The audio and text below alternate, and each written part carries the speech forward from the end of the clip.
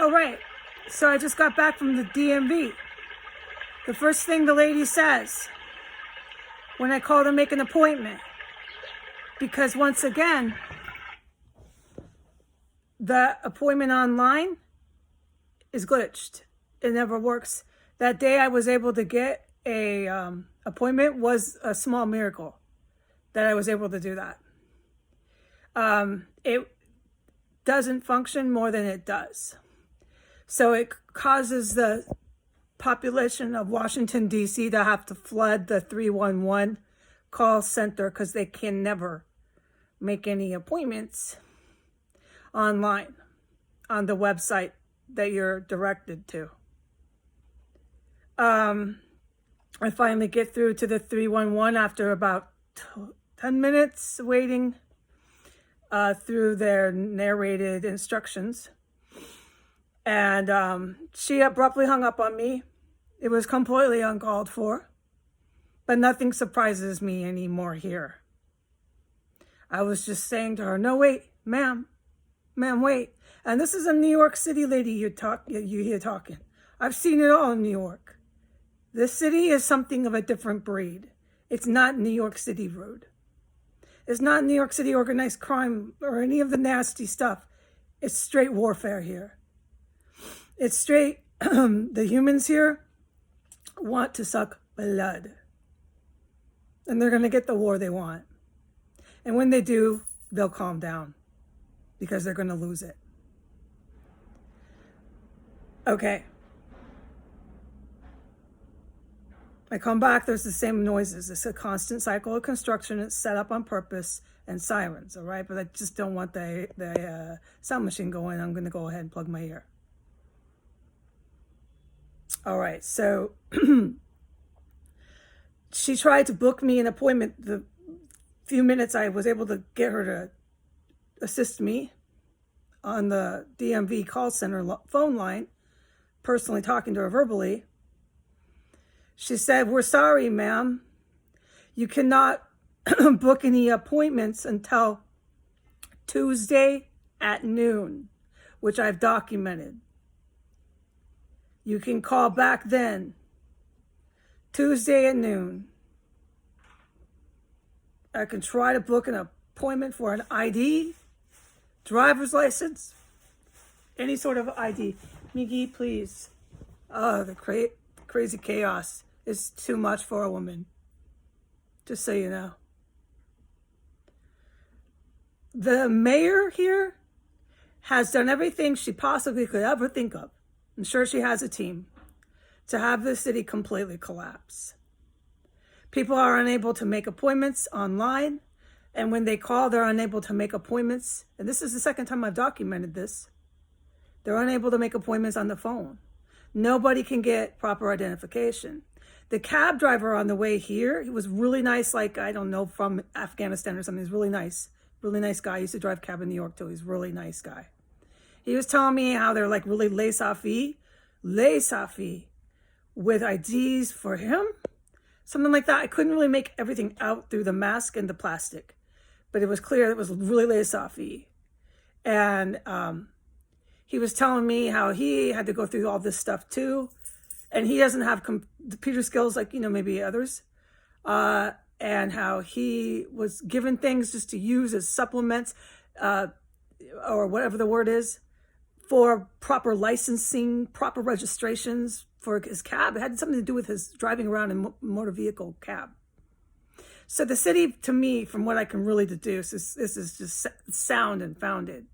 The mayor's office has done everything they possibly can to have people running around without any proper ID, unable to get any ID. It's an absolute disaster. Personally, for so many people, I can only imagine. They can't drive. They can't do anything. They can't call to make an ID. No, I've documented this how many times.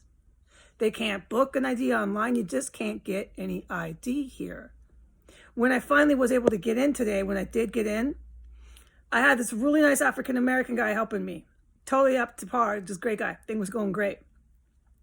Now, if I didn't have the right stuff, he would have told me. It would have been fine. All right? Things were going great. Another African-American woman in her 50s came over from 2 counters to the right.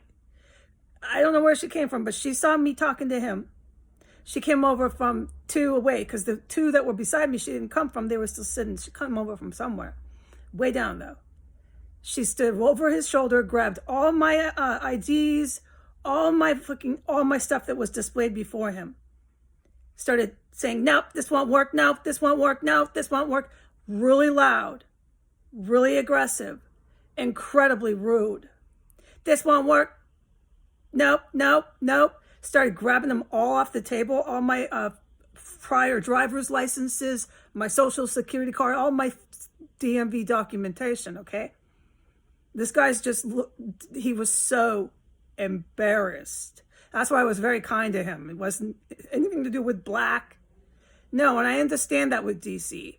You got your regular black folk here in America, and then you have a whole nother breed here, which is what you got in the rest of the country, but it's more, concentrated here and set up since 1992, and I can't repeat this all the time. So you have your real hard Muslims here, like jihadist Islamists, that go out, spread out to Maryland and some in Virginia. There's always stuff in my eyes in here. And then you have your real hardcore organized crime. I'm gangster, I'm fucking gangster, damn it. So you got some really dysfunctionally, very mentally unhealthy African Americans in DC, which I've documented. That's why they go after me like, wow, whoa. All right, here comes sirens. We're just going to try to fucking ignore all this shit. It's a continuous, never-ending cycle here. All right, so she's grabbing all my stuff off. She's standing over him. He's sitting in his chair. We're trying to do proper business. She comes up, stands over him, starts grabbing everything, literally throwing it back at me. Not quite literally, but basically. Sorry, there's always stuff in the air. I packed my Kleenex. Oh, this place is fucking rat's nest. Okay, just ignore the sirens, ignore the construction, ignore it all.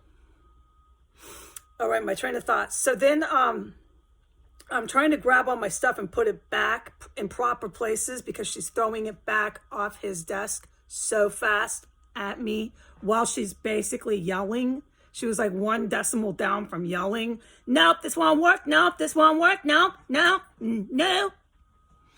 And I was able to get out of her because it's very calm and polite. And I have a lot of New York City experience with people. So I've dealt with real assholes there. You just let them be that way. You'll eventually get what you need because they are at work. They can't just try to get fired right there. Anyway, so I was able to get out of her that I need to get. And he would have told me this, but much more cordially and much more professionally. I need to get, and this is because of the lack of information.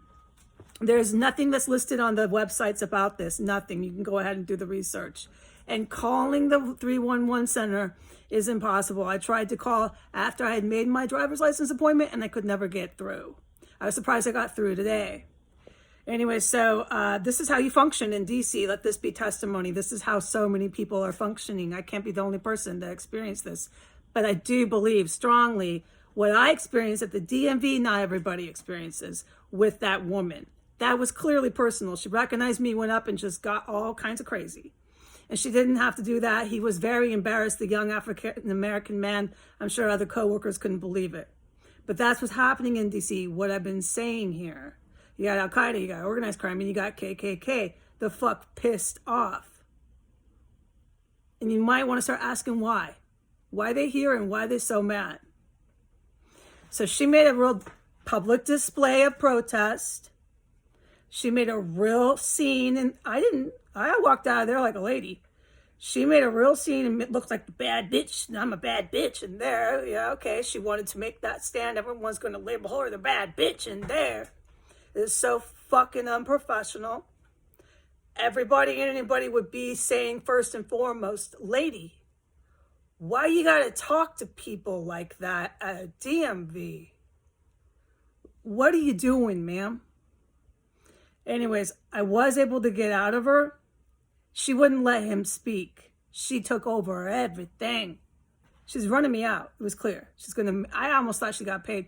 But my green light, no, she didn't get paid. It's just another one of those public displays of protest that I deal with the civilians here. Yep. So it was pretty brutal. I was pretty upset. But what can you do? So I have to get she would not give me any information about it. Oh, because I was smart. I asked her. I was able to, first of all, get information that I need to get. My driving record from New York State. Okay? And then I very politely, because I knew I was dealing with a belligerent person. When I could get a word in edgewise, I stopped and I asked her through the mask, do you have any information on how to acquire that? Websites, do you have any information? Because she is obligated to have some of this. She is. Adults know that. I'm talking to adults. She goes, nope, don't got that. That was her reply and statement verbatim. The guy was so the fuck embarrassed. If it was up to her, I would have just walked out of there clueless and never been able to do anything hereafter. But I was calm and patient. I waited for her to storm up when she saw that I was gathering my things and getting to leave, because that's what her motive was for me to leave there clueless. When she had left the area and I could speak to the nice young man, I was able to get some more information that, according to him, it needs to be mailed to my address. Another piece of legal document, UPS, SPS bullshit mailed. All right? And I am on my own still as how to acquire a driving record. I've never heard of any of this kind of stuff. I've never been through any of this kind of stuff. I didn't know what I'd be faced against when I came to DC. Now, we all know, we're all adults, that because of what I've been going through, my cats, let's just ignore all of this. Because of what I've been going through, and the pandemic, it's been really rough. And so you're going to find, if you're in a situation like I'm in, you're going to find things like this can plausibly happen. This fiasco with losing the driver's license I lost would have expired on my birthday nonetheless. I moved in here around my birthday. I remember the situation I'm in. I'm always alone. No one helps. I got fucking KKK and jihadists after my ass. You know what I mean? I don't need to say this to adults. So a situation like this would plausibly happen where I'm out of luck with, I have tons of prior Pennsylvania driver's licenses. I have a Washington State. I've got everything. That's what was so preposterous. I've got everything to the nil. Everything, dude. Birth certificate, social security card, all of it. Passport. But my fucking passport's expired too. Because don't forget, I'm in poverty, never-ending poverty. And the pandemic and all the stuff, and I just can't keep up. These things happen. And the adult understands that. So now, look at the plausible predicament. It came to fruition. My hands are tied. All right. And I'm dealing with, on top of that, people who single me out and are incredibly belligerent and make political protests basically in public everywhere I go. And I'm isolated, so I don't have the support that I could really use. Yeah, I'm pretty upset right now. One thing that is good is this house is a lot more under control. And on the wasted fucking money that I don't have, the wasted cab ride home, I just thought, this is clear. I'm supposed to be here. I'm supposed to be here definitely for the fucking election, which I don't believe will happen. I believe we'll be attacked by Iran or Russia. I ain't supposed to get out of here too soon because this is so out of my fucking control. This is, man. When you're a woman like I am, and it's clear, because I document it every day, and I talk to adults, that I'm trying to do the best I can every fucking day to do something about the situation I'm being tossed into. And it gets this out of control, and ain't nobody on the planet gonna fucking offer you even a finger, even a pinky of help. Well then, you know what? Look, Jesus is taking control of this, and Jesus wants me right here. This house is not safe. We know that. We know what's going on with everybody here. But it's a lot better because their alleged, presumed organized crime is not coming near this house. Their alleged, presumed gang members ain't coming near this house. And their alleged, presumed crimes they have committed, they're sitting right there with them. Everybody wants to sit right here. Fine. What I will do, allegedly, presumably, is I sit right here. I will witness and testify and do all the stuff I do, document it, and wait for this house to presumably be raided by the federal agents. All right? Well, I'll sit here because what else can I do? I'm trying so hard to leave. All right? Fine then. All right. God bless America. Say goodbye.